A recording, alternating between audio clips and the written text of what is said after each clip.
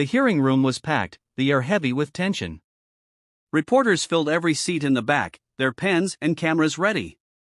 Everyone knew something explosive was about to happen.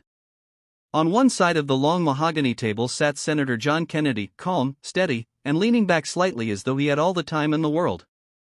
On the other side was Representative Jasmine Crockett, bold and fiery, determined to make a name for herself by taking on one of the most unshakable voices in the Senate. From the moment she walked in, people could sense Jasmine's confidence. She was dressed sharply, her voice already strong and commanding before she even sat down. She was ready to prove herself, ready to expose Kennedy as a relic of the past. The cameras turned toward her, and for a moment, it seemed as if she owned the room. But Senator Kennedy had seen this before.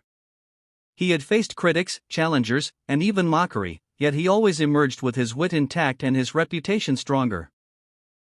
He wasn't one to shout. He wasn't one to throw punches with anger. Instead, he had something far more dangerous: patience, wisdom, and a sharp tongue wrapped in Southern charm.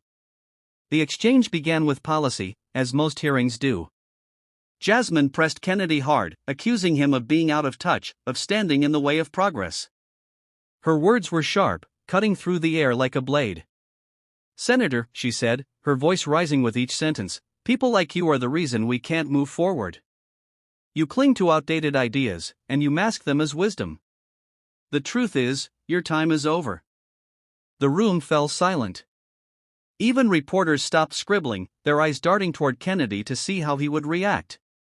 For a brief moment, Kennedy didn't move. He just looked at her, steady, unbothered, almost amused. Then, slowly, he leaned forward, clasped his hands, and spoke in that low, deliberate drawl that people either loved or feared.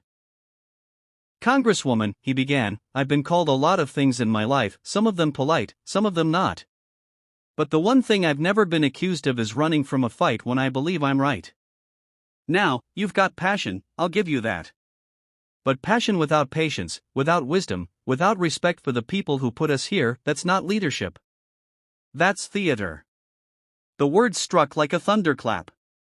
Jasmine tried to push back, but Kennedy wasn't finished.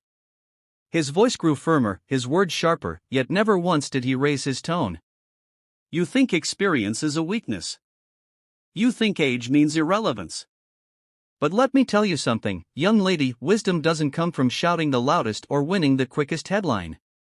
It comes from listening, from serving, from knowing when to fight and when to build. And if you came here today thinking you'd make me the villain of your story, well, I reckon you just miscast the part." Gasps filled the room. Reporters' pens flew across their notepads. Jasmine, for the first time that